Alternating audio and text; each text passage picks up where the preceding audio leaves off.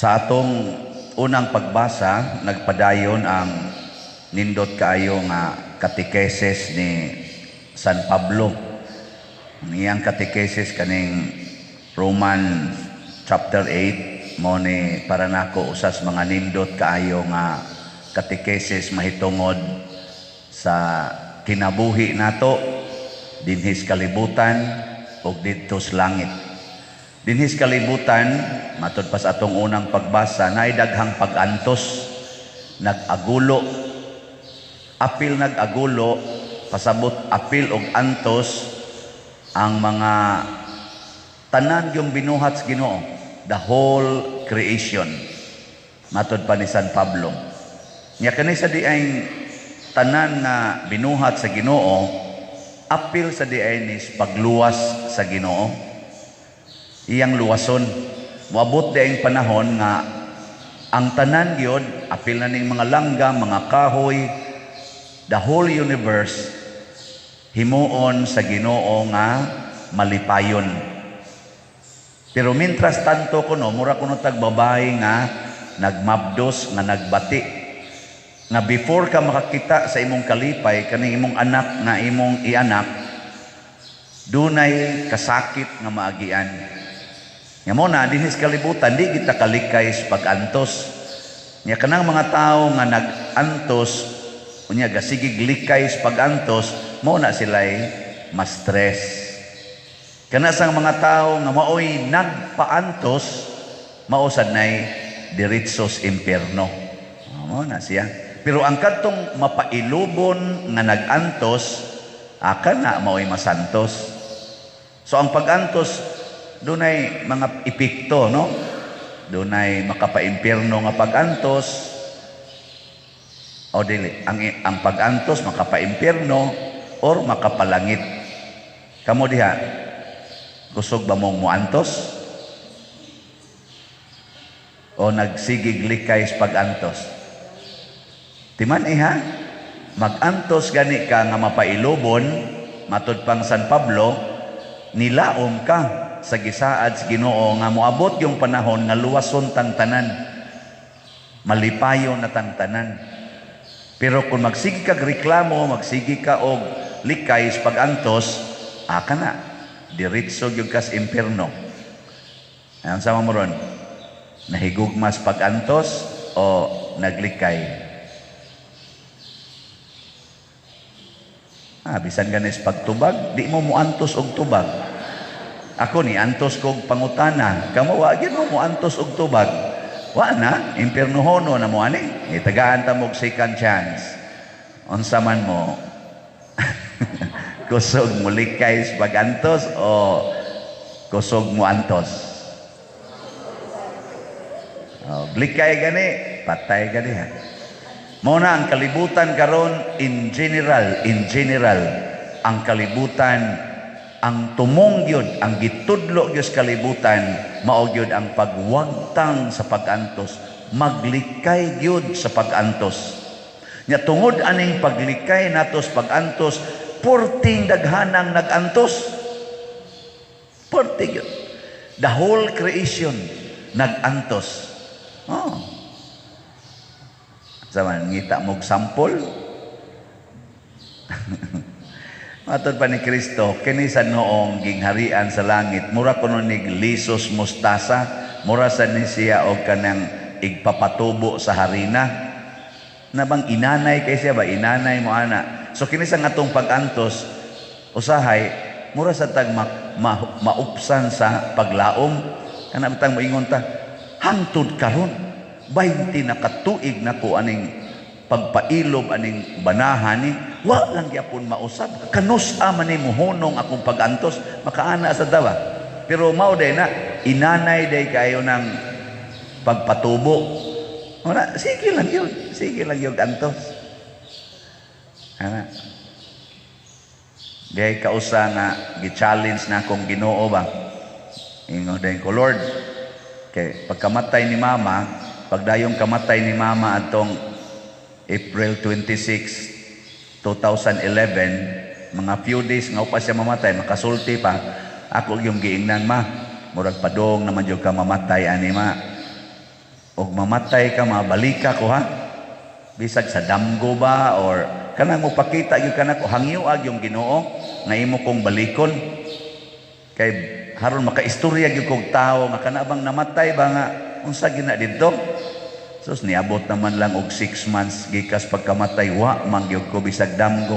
Ang ako mga igsuon na sige na magsulti nako, damgo kong mama, damgo kong mama. Ako wa gyud. Ako unfair na ning gibuhat ni mama da. Atong niwali ko, di ako'y usa ka minatay nga gibisahan ako. Kana ganing sige kog hangyos Ginoo karon 6 months na lang. Wa gyud ko padamguha bisag damgo na lang. Pagkagabi gidamgo bitaw kong mama. Tan-aw kuno kunya siyang lungon bagihaya na mo siya nibangon bitaw kuno sa mama. Unsa man ni ma? Anong nibangon man ka? Patay naman ka. Si kuno katawas mama ingon mama, "Oh bitaw, patay na bitaw ko." Ani bangon lang ko. Nako, asa naman karon? Galingkod siya siyang lungon ba? Ang tiil gipagawas o niya. Galingkod pa siya siyang lungon. Akong gi-interview nako, asa naman karon ma? Isa, "To ako sa langit." Nako dito sa langit ma. Unsa may naong dito? Isa, "Kanigong naong dinhi sa kuan, kaning naong dinhi sa atong palibot gon. Maora man gon ni didto." Nako, nagya po yung mga langgam dito ma. Naikahoy sa, nailanggam, naikahoy, naisapa. Dito tanan, pero nindot lang yun kay dito. Nindot yung kayo, perting nindot. Sige siya katawa. Magmata na ko, nagsikog hilak na ko sa mama ba, iyag yung kong ipadamgo. Niya gisultihan ko niya, nga kanid ay ni as kalibutan na makita. Tuwa sa din ni dito. Niya naamo na sa mga sulat nila ni Propeta Isaías na ang langit, doon nagyapon dito'y kumbira, kaon, inom. Unya dito ang mga mananap, dili na mga bangis. Ang kubra, makigduwa na lagbata. So kanang mga batang gagmay nga nangamatay. Uy, ang ila ng paboritong duaan, ang kubra. Dinis ato, plastic man nga kanang buaya-buaya, kanang kubra-kubra. Dito real yun na kubra. Buaya, ang kanang kanang baka o kanang mga asno, mga uban pa dihang mga bangis nga mananap, mga lubo o mga unsa pa na. Uy, mga leon, magdunga na lang dito pangaon. Kanang lingaw kayo ba? Kanang wa na bitay mag-agulo sa kasakit. Kay hasta ang mga bangis nga mga mananap o mga taong bangis dinhi og makasud lang yung langit, wa na pulos na ginabuutan pero tuwa lang yapon dito. Na ako lang ning gihisgutan kay haron ta masayod ba nga kining gipanagna ni Kristo nga ang ni San Pablo iyang gisulti na sad ni Kristo nga moabot ang panahon nga bag-uhon ang tanan. Karon unsa may mga pag-antos nimo karon nga imong gilikayan ug naa gani sugod karon atubangan na gaksa na mananglitan kaning pag-antos nato sa pagkaway kwarta. Ang uban mamaligyag siyabo aron ka kwarta. Di na mo isulbad sa pag-antos. Ang uban mangutang, mangilad ba, mangutang aron lang yun makakwarta. Nya di ra ba mo bayad? Sige ra maglikay-likay, mo paantos na hinuon kas imong giutangan, ayaw na pangutang. Ug wa gyud kay kwarta, puy ang pagkaway kwarta. Antusa na. Ang uban antos sa kaning asawa. Mga bana ba nag-antos asawa. Nya haron dili sila na mag-antos, mangabit. Naron og muantos asawa, lihay, adtos kabit, lipay. Aris ata asawa, antos kabit, lipay. Ana. Ano bang mangitag exit ba? Pare, nag-antos ay loneliness. Namay nag-text, kita-kita sa panagsa. Haron mawa ang pag-antos. Mao man na usahay atong style, no? Mao na sugod karon ayaw na. Ang kalibutan dili gusto ana. Mao na ang kalibutan mo ingon, unsa? Nagantos kas imong bana, divorce. Divorce na yun. Mo na doon natin balaod sa divorce. Wa pa lang din sa Pilipinas. Pero kita din wa by divorce pero buwag na yun. Unsa? Nagantos ka? Nagantos ka ng imong anak, nadaghan na kayo, nya karon namabdos na sad ka, hala, abortion, ipa-abort na. Kay na, antos yung ka anak, abortion na yun. Gusto kang daghan kay kag anak, aron magsikag antos, ayaw palaygit, alaygit na yun, laygit. Di gyud ka mao mo antos ba? Imni dayog pills, ana. Ana na nga to. Dakua sa bayad permit og magnegosyo ta madantan negosyo ka og fishing, negosyo ka og kaning mining, negosyo ka og logging, negosyo ka og quarrying. Kun mosunod gyud kas balaod porting paita dako kay kagbayranan murag padung na kamalkansi illegal quarrying, illegal logging, illegal fishing, illegal taga ilan nagamay nya bulho tayo diya kumbati dayon. Mao na illegal. Perting antusan na nato aning mga illegal karon, guba ang atong mga kalasangan, guba ang atong kadagatan, guba ang atong kabungturan, guba ang atong mga water tables, perting daghanang nangaguba. Ika nga nung na-approve man illegal. Sa antusan isig balik-balik sa opisina di apay anak nag-eskwela, dagko kay gastuhanan, wa naman ko'y hapit kwarta. Ikay tigpirma anang releasing anang kwarta, korupsyon. Mao na parte na sa atong korap karon. Tungod sa atong paglikay, tungod sa pipila ka tawo nga naglikay sa pag-antos, porte Ginoong daghanang pag-antos tungod aning korupsyon. Bantay mo? Ang tingog da. Nag-antos ka, babae ka, nya maibog ka sa imong isig ka babae, nya di man pwede, pagpuyo-puyo, homosexuality, same-sex union.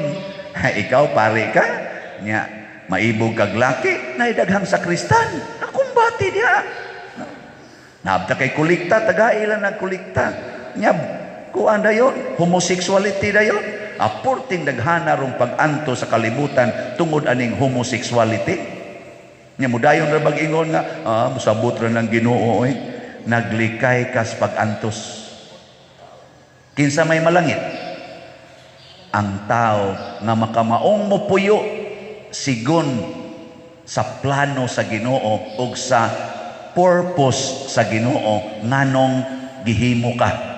Kung gihimo kang laki, pagpakalaki. Kung gihimo kang babae, pagpakababae. Kung gihimo kang baboy, pagpakababoy. Kung gihimo kang iro, pagpakairo. Kung gihimo kang langgam, pagpakalanggam. Kung gihimo kang kahoy, pagpakakahoy. Kung gihimo kang yuta, pagpakayuta. Kung gihimo kang tubig, pagpakatubig. Pero sa tinud-anay, other creatures, sama ni mga langgam, yuta, tubig ug uban pa, mapailubon nga nagpadayon sa ilang nature hangtod moabot ang panahon nga luwason sila sa Ginoo. Kinsa ra man gyud masinupakon? Kita. Ngano man gitagaan man tag freedom to choose. Tungod sa dakong gugmas Ginoo gitagaan tag kagawasan nga pariha ta niya makahimo tag mga desisyon. Mao nang kita rasad maoy giandamag impyerno. The rest of creation padong nas langit. Kanang imong manok nga imong giihaw. Kanang manok nimong giihaw padong na nas langit ang ending ana. Ngano man nakaserve siya sa purpose para kanon.